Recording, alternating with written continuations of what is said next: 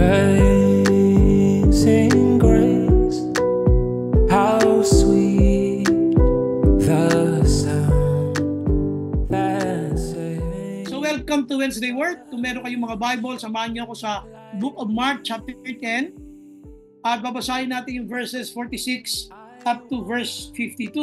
Ito yung buhay ng ating kapatid na si Bartimeo, na ang sabi ng Bible, siya ay binigyan ng Panginoon ng paningin at pagkatapos siyang pagpalain, siya ay sumunod. At kung natatandaan ninyo, bago siya nanalangin sa Panginoon, dinaanan talaga siya ng Panginoon. Hindi pa man siya nagsasabi ng talagang request niya, ibinigay na agad ito ng Panginoon, sapagkat sa kanyang puso alam niya, ang Diyos lang ang pwedeng makasagot sa kanyang kahilingan. Then they came to Jericho as Jesus and his disciples together with a large crowd were leaving the city. A blind man, Bartimaeus, which means son of Timaeus, was sitting by the roadside begging. When he heard that it was Jesus of Nazareth, he began to shout, "Jesus, son of David, have mercy on me." Many rebuked him and told him to be quiet, but he shouted all the more, "Son of David, have mercy on me."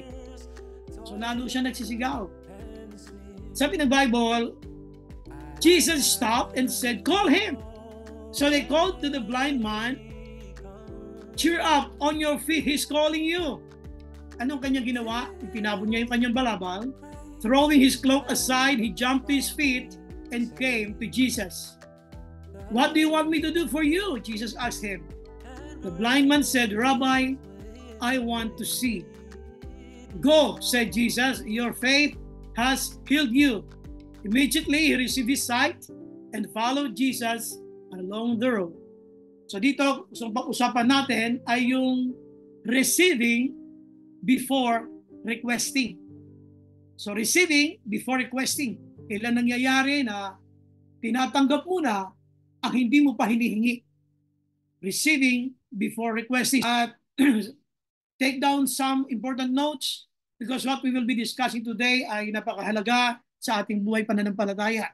So, receiving before requesting. So, tandaan ninyo huwag niyo mapagkakamalian na yung title natin ay mali dahil nag-request naman talaga dyan si Bartimeo. Pero gusto ko ipakita sa inyo na bago siya tinanong ni Lord kung ano ang gusto niya, alam na niya na siya ay gagaling at ang kanyang request ay ibibigay. Kaya ang ating tanong dito sa ating team, kailan nangyayari yung receiving before requesting? Dito ang sabi ng Bible, ang paliwanag, merong Bartimeo na he was born blind. At the same time, he was born blind, pinanganak siyang bulag, and at the same time, he was a beggar.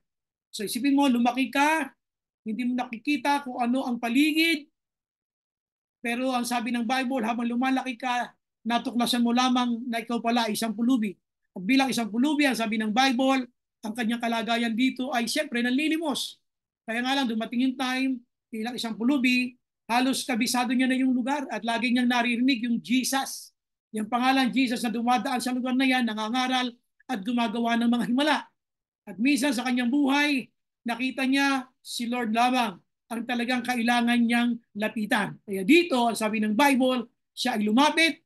Nung dumating ang isang opportunity na si Jesus ay dadaan, hindi niya na to pinakawalan. Sabi dito ng Bible, siya ay nagsisigaw. Sabi niya, "Jesus, anak ni David, maabag mo kayo sa akin." Pero anong ginawa ng mga alagad na dapat sana ay maglalapit sa kanya sa Panginoon? Siya ay pinatatahimik. "Shh! Huwag kang maingay. Ginugulo mo ang ating guro." Pero alam mo, kung binasa mo yung Bible, hindi napigil si Bartimeo. Sabi ng Bible, and he shouted all the more. Lalo pa siyang nagsisigaw, "Jesus, anak ni David, maabag po kayo sa akin." Napansin niyo ni Lord. Yung ganong klase ng pagsigaw na mas matindi pa doon ay napakinggan ni Lord. Kaya sabi ni Lord sa kanya, sa mga alagad, "Call him, tawagin niyo siya." At nung tinawag nga, ano ang sabi dito ng Bible, nung tinawag nga siya dito, eto mapapansin ninyo nung tinawag siya. Sabi sa kanya dito ng mga alagad, "Pinatatawag ka." Sabi niya, at ano ang kanyang ginawa? Yung resulta na yun ng pagkakasabi ng mga alagad. Jesus stopped and said, "Call him," verse 49. So they called to the blind man, "Cheer up, on your feet. He's calling you." Tinatawag ka niya. Ano ang kanyang ginawa? Verse 50. Throwing his cloak aside, he jumped to his feet and came to Jesus. So pag-usapan muna natin yung cloak. Kasi dito mag-uumpisa yung buhay niya bilang isang pulubi. Tandaan nyo, bilang isang pulubi, yung cloak na yan ang taging treasure niya. Kung narinig nyo na minsan, iprinits ko yan, ay natatandaan nyo, binanggit ko dyan na that is very, very precious sa kanya. Kasi nga, lalong-lalong na sa panahon ngayon ng tag-init, yan ang kanyang pinakapayong. Pagka naman siya inabutan sa ibang lugar, kung gabi na, yan din yung cloak na sinasabi natin na kanyang ginagawang higaan, kanyang pinakabanig. At yung cloak din na yan, pag malamig ang panahon, yan din ang pinakakumot niya.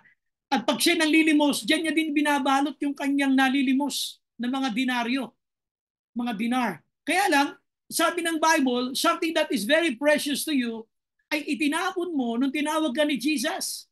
Sabi ni Jesus sa kanyang mga alagad, tawagin niyo siya. Anong ginawa niya? Nung sinabi sa kanyang pinapatawag ng Lord, tinapon niya na yung something precious sa kanya. And he jumped on his feet, sabi niya, and he came to Jesus. Number one, na sinasabi natin dito na kailan nangyayari na yung receiving ay nangyayari before requesting. Una-una kasi, sa puso nitong si Bartimeo, mayroon yung tinatawag na believing, naniniwala siya. That is number one. Believing. Paano lumabas dito yung believing? Ito na nga po, makikita ninyo dito, nung itinapon niya yung kanyang balabal. Unang tanong, paano kaya kung hindi nga natagpuan si Jesus? Paano kaya kung hindi siya gumaling? Saan niya hahanapin yun? Ibulag nga siya. Itinapon niya yung kanyang kulok, yung kanyang balabal, in exchange of Jesus, believing that he will be healed. Pero ano nga kaya nangyari kung itong kanyang balabal ay hindi niya na makita sapagkat ang sabi dito ng Bible, siya ay napabalikwas siya at siya ay lumapit sa Panginoon. I believe he was guided by the disciples kasi sabi sa kanya, tumayo ka, cheer up, pinapatawag ka ni Lord. So dito sabi ng Bible, winaksi niya, tinapon niya. Dito gusto kong makita ninyo ang isang bagay na bakit si Jesus ay pinagaling ito si Bartimeo. Because Bartimaeus had no other options. When you don't have any options and Jesus is your only option, Jesus will prove to you that He is more than enough. Kapag wala ka na bang ibang option, pag wala ka ng ibang pinagpipilian, at ang tanging option mo lang na meron ka ay si Jesus lang, God will prove it to you na hindi ka nagkamali, na ikaw ay nagtiwala sa Kanya. Kasi kung siya ay nag-iisip pa na, paano kung halimbawa ako ay hindi gumaling, saan ko hanapin yung cloak na yon? E bulang nga ako, tinapon ko na. Anong katibayan ko pang tutulungan ako ng mga alagad? Nung lumalapit na ako sa Panginoon, hinaharang nila ako. Pero sabi dito ng Bible, kaya niya itinapin yun, he believed that God can help him doon sa kanyang pangangailangan. Tandaan nyo, magkaiba yung believing that he can. Magkaiba yung paniniwala na kaya niyang gawin, believing that he can, at saka yung believing that he will. Magkaiba yun, ha? Dito, nung tinapon niya yung kanyang cloak, yung kanyang tinatawag natin na balabal, dalawang bagay ang nasa puso ni Bartimeo. Alam niya gagaling siya. Alam niya that Jesus can and that Jesus will. Kasi nga pinatawag siya eh. And God knows his very heart why he was shouting. Kaya nga sabi sa kanya ni Lord, anong kailangan mo? At ang sabi rito ng Bible, sinabi niya, Rabbi, gusto ko po makakita. Pero the fact na nagsisisigaw ka, alam mo, ako lang makapagbibigay ng solusyon sa'yo. Alam niyo ba, when you come to the Lord with no other options, patutunayan ni Lord sa iyo na hindi ka nagkamali, na siya lang ang nilapitan mo. Alam niyo kung bakit ang daming doubts sa atin? Why doubts are being created in our minds? Because you have a lot of options. Ang dami mong pinagpipilian. Kasi pagka hindi nangyari ito gagawin ko. Pag hindi ito nangyari, ito gagawin ko. Meron tayong mga, kumbaga sa politiko, meron tayong contingency plan. Ha? Meron tayong mga plan B. Meron tayong plan C. Pag ito hindi sinigot ni Lord, ganito gagawin ko. Talaga? Ikaw ba, pag lumapit ka sa Panginoon, meron kang option na pag hindi sinagot ni Lord, ganito gagawin mo? If you have that kind of options, then forget what you're requesting from God. Dito, hindi pa siya nakakalapit, itinapon na niya yung balabal. I know. Tinapon niya na yung balabal. Sabi niya, I know I will receive my sight from the Lord. I know Jesus can and I know Jesus will. When you come to the Lord, how much belief you have in Him. O lahat ba kaya mo ipagpalit para kay Lord? Minsan hindi natin mapagpalit si Lord eh. Lalong-lalo na pag may mga blessing na katapat, tapos ay uunahin mo si Lord, hindi mo uunahin si Lord. Kasi mayroong blessing na katapat. If you have other options na tingin mo ay mas more profitable than Jesus, kung minsan pinagpapalit natin si Lord. Kaya dito sinasabi ko lang na nakita ni Lord yung puso niya eh. Hinayaan lang ni Lord na bigkasin niya kung anong kailangan niya eh. Sabi sa kanila, sa mga alagad, tawagin niyo siya. I know kung ano ang kanyang kailangan. Kaya dito, sabi dito ng Bible, sabi ni Lord sa kanya, anong gusto mo, Rabbi? Gusto mo makakita. Your faith has healed you. Your faith. See? His faith. Kasi nung siya ay tumayo at itinapon niya yung kanyang balawal, that faith, I know God can. I know that God will. Kumusta ka? Kapag lumapit ka ba sa Panginoon, do you believe that God can and that God will? O pag tayo ay lumapit sa Kanya, nakahanda na tayo sa negative na sagot ni Lord? O pag lumapit tayo sa Kanya ay nakahanda ka ng mga tuwiran at magsasabi sa ibang mga kapatid na hindi kalooban ng Diyos? What's the point of prayer if you don't believe in God? What's the point of praying to Him if you don't believe in Him? Bakit ka ba nananalangin kung di ka naniniwala sa Kanya? Kaya dito ang sabi dito ng Bible, kung mapapansin ninyo, itinapon niya. I don't have other options this time. Sabi niya, I will give my full trust in God alone. Kaya dito, mapapansin ninyo, may tinatawag na believing. Hindi pa siya nakakapag-request ng face-to-face. Ibinibigay na ni Lord sa kanya. Sapagkat nakita ni Lord sa kanya yung kanyang puso na willing talaga siya sabihin sa Panginoon kung ano talaga nararamdaman niya. Kaya pagtawag sa kanya ng Panginoon, anong gusto mong mangyari sa iyo? Anong kailangan mo? Rabbi, I want to see. See? Tinan niyo mo mabuti ito. Kumusta ka? Can you really tell God what you really feel? Sometimes we are not that open with the Lord. Kumisan tayo, pag nagpe-pray tayo, pinaiikot pa natin si Lord eh. Just tell God what is in your heart. Sabihin mo sa Panginoon, ano naman ang puso mo. At dito, sabi ng Bible, just like what happened to Bartimaeus, ang sabi rito ng mga alagad, cheer up, pinapatawag ka niya. Nung marinig niya yon, tinapon niya na. Yung kanya pinapakaingat, ingatan na balawang. Kumusta ka? Do you really trust God? Or pag hindi sumagot si Lord, alam mo may ATM ka naman? Do you really trust God na pero sa tingin mo pag hindi sumagot si Lord, may GCash pa naman? Nagsabi ng anak, wait ka muna, ipipilit mo pa rin kaya lalapit ka kay kumpare. Dito kasi, tandaan nyo ha, nung sinabi ng mga alagad sa kanya, He's calling you, pinalalapit ka niya sa kanya, tinapon niya na. Anong options mo? Pag-usapan natin yan ngayong gabi, hoy, ano yung mga options mo? Baka kaya walang sagot ng mga prayers mo, ang dami mga options sa dala-dala when you come to the Lord. Lord, pag hindi ka sumagot, ano gagawin ko ha? Ganon. Lord, pag hindi ka sumagot, may plano ako. Kaya you better answer, Lord, ganon. Look at yourself. Tingnan mo yung prayer life. Tingnan mo yung Christian life. What are other options you have in your mind and in your life when you come to the Lord? Nung siya'y tinawag, inalis niya ang lahat ng options niya. Pinakita niya, Lord, itinapon ko yung balabal. Pag ako, Panginoon, hindi mo pinagaling, hindi ko alam kung saan hahanapin yung balabal na yun. Lord, kaya ako tinatapon itong balabal kasi I believe you can and I believe you will. So dito, pag-isipan natin mabuti. When receiving happens before requesting. Number 2. So balik tayo dito. Pag-usapan naman natin dito yung verse 50. So pinag-uusapan natin dito, yung sabi ng Bible na siya ay pinatawag, tapos sabi nga ng Bible, itinapon niya uli. Pero bago niya itinapon yon, gusto kong pag-usapan natin dito, yung siya ay pinipigil, tapos ang ginawa niya, siya ay lalong nagsisigaw. 47. When he heard, si Bartimeo that it was Jesus of Nazareth, he began to shout, Jesus, Son of David, have mercy on me. Many rebuked him and told him to be quiet. But he shouted all the more. Lalo pa siya nagsisigaw. Sabi niya, Son of David, have mercy on me. Lalo pa siya nagsisigaw. Dito mapapansin mo, yung need niya, pinaramdam niya kay Lord. Kaya sabi natin, hindi lang yung believing, kundi yung beseeching. Alam niyo yung beseeching? Pag sinabing beseech, B-E-S-E-E-C-H-I-N-G, beseeching, meaning urgent, meaning fervent, so desperate kind of prayer. And he shouted all the more, Jesus, Son of David. When was the last time you shouted upon the Lord because of your request? When was the last time you shouted to God because of your desperate situation? Kailan ka huling sumigaw sa Panginoon dahil sa hirap na pinagdadaanan mo sa buhay? Kailan? Pinadama niya kay Lord, kaya nung maramdaman ni Lord yung hugot ng puso ni Bartimeo, sabi niya, sino yun? Kailangan ako ng taong yun. Tawagin niyo siya. Does God feel how much you need Him? Nararamdaman ba ng Diyos kung gaano mo siya kakailangan?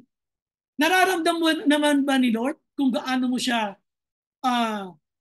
pinadarama sa Kanya na siya ay kailangan mo?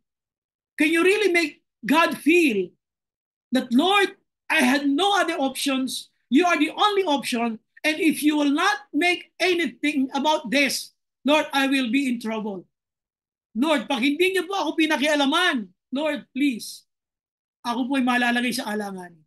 Dito ang sinasabi lang natin ay yung kind of shout ni Bartimeo, hindi lang sabi ko nga yung ni-receive niya yun, receiving before requesting. Because una nga, by believing, nung dadaan si Jesus, alam niya, itong opportunity na to, hindi ko ito pwedeng pakawalan. I've heard a lot of things about Jesus, ngayon dadaan siya, hindi ko ito pakakawalan. So he believed in God, kaya nga nung siya pinatawag, tinapon niya yung kanyang cloak. I know this Jesus that they've been mentioning can do miracles upon my life. Sabi niya, kaya ginawa niya, tinapon niya na yung kanyang balabal. I know that God can and I know that God will. At dito nga, hindi lang yung believing, kundi yung beseeching. Yung matinding urgency, matinding pangangailangan ipinaramdam niya sa Panginoon. Paano yun? Hindi siya nabigil. Tingnan nyo nga, kayo ba may pangangailangan, nabibigil kayo? Hindi. Hindi kayo nabibigil. Ano sabi dito? He shouted all the more. There was an urgency. Ay ito sa salitang medyo magbibiro lang ako ng konti. Di ba pagka sira ang tiyan mo? Sira ang tiyan mo. Yung kumukulo na wala sa oras. Yung tipong bawal kang may makabungguan dahil tsak magkakalat ka sa daan. Naramdaman nyo na yun, yung sira ang tiyan mo? Aba, ay napakahirap nun. Yun na tawag natin urgency, may urgency. Kailangan makapunta na ako sa CR dahil pag hindi ako nagpunta ng CR, magkakalat ako sa kalsada. Pag ako meron ganitong nararamdaman, halimbawa tayong lahat, pag meron ganitong nararamdaman na parang siraan siya natin, ayaw nating papigil. Oy, mamaya ka na pumunta. Kaya hindi, lalakad ako. Kasi may urgent need ka nga eh. Hindi napipigil yung merong urgency sa buhay. Kumusta ka? How urgent is that urgent thing in your life? Baka naman nababawalan ka, napipigilan ka. Napipigilan ka ng iyong pag-aalinlangan, napipigilan ka ng mga sinasabi ng ibang mga tao, napipigilan ka ng ibang mga kapatiran na walang pananampalataya, gusto mo wag ka na rin manampalataya. May mga taong tagapanira ng pananampalataya, tinataniman tayo ng pagdududa. Dito ang sinasabi ko lang ay yung pangalawa, yung hindi lang yung believing, kundi yung beseeching. Jesus! Grabe yun. He shouted all the more. Son of David, pinipigil ka eh. Hindi ka napapigil. Ganun ka desperate. Ibig sabihin, gaano mo na ipapadama sa Diyos na kailangan mo ang Diyos. Bisa kasi hindi natin maiparamdam yun at hindi rin din makita ni Lord kasi ang dami mong options. May balabal kang nakatago. Mayroon kang sikretong inaasahan. Nandyan si kumare, si kumpare. Isang tawag, isang chat, isang text ko lang dyan. Hindi ako dyan mahirapan. Nandyan yung anak ko, malaki sweldo noon, tutulungan ako noon. Nandyan si papa, nandyan si mama. Ganon. Eh, ba't ka ba nagpe-pray? Kaya yung need natin, hindi natin mailapit sa Panginoon talaga yung makitaan ng sagot. Kasi hindi mo maipakita sa Diyos na kailangan mo ang Diyos. You just pray for the sake of praying itself. Dito sabi ng Bible, siya ay lalo pang nagsisigaw. Kaya yung kanyang urgency, narinig ni Lord. Tanong, naririnig ba ni Lord yung sinasabi mong urgent sa iyong buhay? Naririnig ba ni Lord yung sinasabi mong mahirap mong kalagayan? Naririnig ba ni Lord yung mga iyak mo, yung mga hibik mo? Sometimes it's not the words. Sometimes it's the tears. Samantalang kapag ang pagluha mo ay totoong-totoo, God sees letters behind your tears. Kitang-kita ni Lord ang mga salita sa likod ng iyong mga pagluha. Pero kung minsan kailangan mong banggitin, Lord, hirap na po ako. Tell God how much you feel. Lord, I need you. Shh! Huwag kang maingay, sabi ng mga lagar. And he shouted all the more. Napigil, hindi. Ganon yung tinatawag natin beseeching, urgent, fervent. Kaya tanungin natin sarili natin. Wednesday word tayo. Dapat marami ka ng prayer request na sinagot na ni Lord. Pero bakit hindi nga sinasagot? You have other options. Kaya maging ang pagsigaw kay Lord, pahirapan sa'yo. Kaya pati ang makinig ng Wednesday word, pahirapan sa'yo. Kasi may laman pa yung ATM mo eh. May laman pa yung GCash mo eh. Si Papa at si Mama. May boyfriend ako na hindi ako iiwanan nito. May asawa akong malaki ang sweldo eh. Ganon, kaya pag nag-pray ka, 7-5, hindi ganon ka-urgent. God can see the urgency in your heart if you will only let Him know it. But how can the Lord sees that if you have other options? Yun ang tinanggal ni Bartimeo nang lumapit siya kay Lord. I don't need this cloak anymore. I know that God can change my situation. I know Jesus can, and I know that Jesus will. Kaya dito, isipin niyo pong mabuti. Receiving before requesting. Naranasan niya. Una, believing. Ngayong dumadaan itong Jesus na to, narinig ko na naman to. Ito daw ay gumagawa ng mga himala, hindi ko na to pakakawalan. Kaya nung dumaan, tumawag siya, Jesus, Son of David. Nagsisigaw siya. Pangalawa, hindi lang yung believing, yung beseeching. Ano sabi ng Bible? Nagsisigaw siya, all the more. Lalo pa siyang nagsisigaw. At ang sabi dito ng Bible, pag binasa ninyo, kaya siya nagsisigaw ng all the more, alam niya yung kanyang pangangailangan. I've been born blind. Ako ay pinanganak ng hulubi simula ng pagkabata. I hate this life. Ayoko na ng ganitong buhay. This kind of life must be stopped. And only Jesus can change my situation. Kaya anong gagawin ko? I need to come to the Lord. Kumusta ka? Gusto mo ba ng pagbabago sa iyong Christian life? Sa iyong pamilya? Sa iyong buhay? Are you praying for a change? Then tell God. Make God feel it. Show it to God. Lord, I had no other options. Kayo na lang po ang tangi kong inaasahan sa buhay na yung beseeching. Pero ano sabi ng Bible? Yung bang kanyang pagsusumamo ay binaliwala ba ni Lord? Hindi. Tawagin niyo siya. God knows it. God can hear it. God listens. God knows what you're going through. Alam niya matagal ka nang ipinanganak na bulag. Alam niyang matagal ka nang namamalimos. You've been desiring to have a changed life. Gusto mo ng buhay na mababago. At ito yon. At ngayon binabago ni Lord ang buhay mo at naniniwala ka siya lang ang kaya magbago.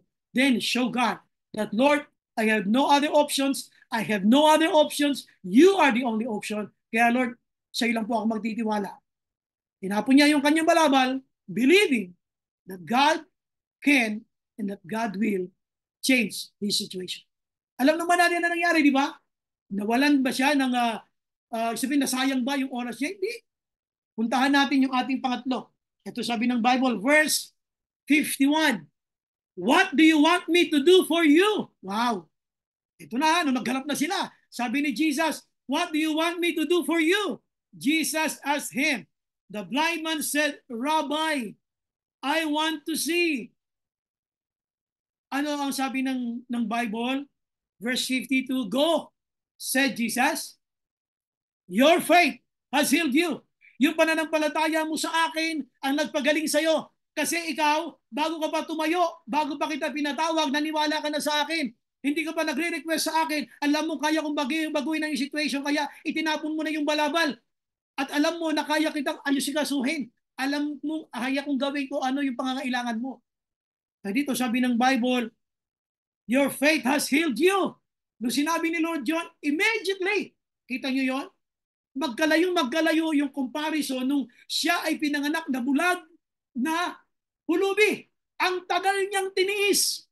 Pinanganak na hulubi at ipinanganak na bulag. Ang tagal niyang tiniis. Ang solusyon lamang pala ay ang lumapit kay Jesus. Dahil nung lumapit siya kay Jesus, immediately, agad-agad, nakaroon siya ng paningin. May mga bagay tayong tinitiis na akala natin hindi mababago ng Diyos. Pero pag nakita ni Lord na, anak, I know, ako na lang ang option mo, I will show to you. Papakita ko sa iyo, anak, na ako na pinili mo as your last option sa iyong buhay, hindi kita bibiguin. Your faith in me has healed you. Your faith in me will change your life. And immediately, sabi ng Bible, God healed him. Now, pagdating dito sa verse 52, immediately he received his sight and followed Jesus along the road. Ito yung pangatlo. Sabi natin, kailan nangyayari yung receiving before requesting? Pag mayroong una, yung believing. Number 2, beseeching. And number 3, yung belonging. He belonged to Jesus. Why? Sapagkat nung siya ay pinatawag ng ating Panginoon, sabi ng Bible, siya ay lumapit at pagkatapos nung magkaharap na sila, wala na yung kanyang option, yung kanyang balabal, sabi ni Lord, anong gusto mong gawin ko sa iyo? Sabi ni Lord, gusto ko po makakita na buhay. At agad-agad siyang nagkaroon ng paningin, dahil sabi ng Bible, at siya ay sumunod kay Jesus. He belonged to the Lord. Ito yung problema ng maraming Christians, and you always hear it from me. Marami sabi, pag pinagpala, hindi kayang i-handle ang blessing. Pag pinagpala, nawawala, hindi na sumusunod kay Lord. Siya nung pinagpala, higit pang paglilingkod ang ginawa. Sana makita ni Lord sa atin yun. Sana kung paano ka ka-desperate, humingi sa Kanya ng yung kasagutan sa prayer request mo. Sana ganun ka rin ka-desperate. Na Lord, susunod ako sa iyo pagkatapos mo ako i-bless ha. Lord, pag bless mo ako, susunod ako sa iyo, Lord ha. Lord, wag mo hayaan, Lord, na ikatwiran ko yung mga blessing na bigay mo sa akin para hindi ako makasunod sa iyo ha. Lord, yung mga blessing na bigay mo, wag mo papayaran gawin kong lisensya para hindi ako makasunod sa iyo ha. Wow. Wow. Kasunod siya. Kaya wag mong sasabihin ng iba na yung blessing ni Lord naging sagabal. Wala akong time eh. Hindi na ako maka-attend kasi ganito eh. Yung blessing ni Lord sagabal sa pag-attend ko sa gawain niya. Napakadami nating ganyan. Hindi pa rin talaga natututo. Gusto pang bawian ng Diyos sa pagpapala. Pag nabawian na ng pagpapala at saka pa lamang sila magkakaroon ng realization, I was really wrong. Ganun ba talaga? Kailangan mo ba talaga tayong bawian? Magpasalamat ka kay Lord, ang dami mong blessing. Make that blessing to be in alignment to God's kingdom. Andito sa anong ginawa niya? Nung siya ba'y pinagpala, nagkaroon ng paningin, siya ba'y lumayo? Hindi, sumunod. Yung kanyang blessing na makakita, lalo niyang ginamit, lalo ako susunod kay Lord. Noon na, bulag ako eh. Nagawa ko tawagan si Lord eh. Ngayon pa kaya nakakita na ako, hindi ba ako makakasunod sa Kanya? Hanggang kailan natin gagamitin na ang pagpapala ng Diyos ay hindi lisensya para kontrahin ang mga gawain ng Diyos? Kailan natin magigisingan? Kailan tayo matututunan yan? Hanggang kailan? Sasabihin mo, wala akong oras. Sasabihin mo, hindi ako pwede. Ano idadahilan mo? Mga blessing din ni Lord na bigay sa iyo. Please, mahiya tayo sa Panginoon. Nahiya tayo kay Lord. Or it will just a proof that you don't belong to Jesus. This blind man, after he was blessed by the Lord, he followed Jesus along the road. Alam niyo ba kung gaano kahirap yung ginawa ni Bartimeo? He had to answer all the questions. Di ba ikaw yung alam namin pinaklak na bulag? Di ba ikaw yung nagpapalimos? Could you imagine everybody who will be asking questions? Kasi nga, sumusunod siya kay Lord eh. He had to explain. Oo, ako nga yung bulag na yon. Oo, ako yung alam yung pulubi noon. Pero hindi na ngayon, binago ni Lord ang buhay ko. Minsan na lang yung pagod tayo mag-explain. Pero si Lord na nagpala sa iyo, ayaw mo siyang i-present ng maayos. Ayaw nating magpahayag ng kadakilaan ng Diyos. Please don't. Don't be tired presenting Jesus as the one who changed your life. Huwag kang magpapagod. Keep obeying Jesus. Keep obeying the Lord.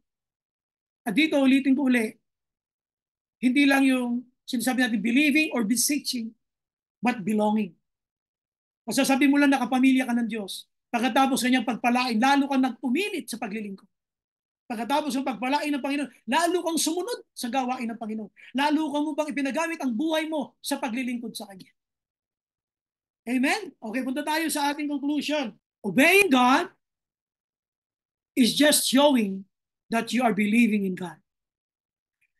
Alam nyo, ang conclusion na to, sinasabi lang naman niya ay, yung pagsunod mo sa Panginoon ay patuloy lamang na naniniwala ka sa Panginoon. Kasi kung hindi ka naniniwala sa Panginoon, hindi ka talaga susunod eh. Kaya maraming pinagpala na hindi nagpatuloy sa paglilingkod sa Diyos. Ang akala kasi nila, hindi yung galing kay Lord, galing yung sa talino nila. Na-acquire nila yun sa sarili nilang lakas, na-acquire nila yun sa sarili nilang diskarte, na-acquire nila yun dahil sila yung mahusay, matalino. Hindi ganun.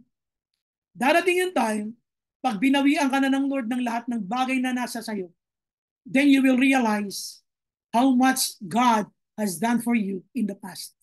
Dito, sinasabi natin, this is a Wednesday word.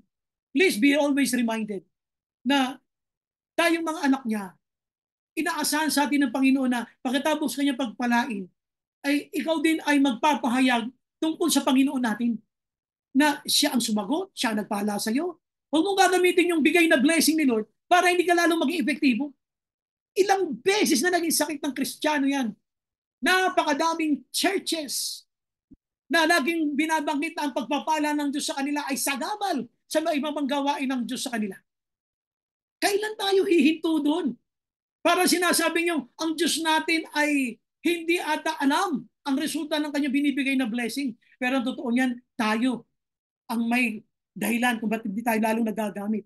Yung ibang pinagpala ng Panginoon, pag naintindihan, if they really belong to the Lord, the more they allow themselves to be used by the Lord.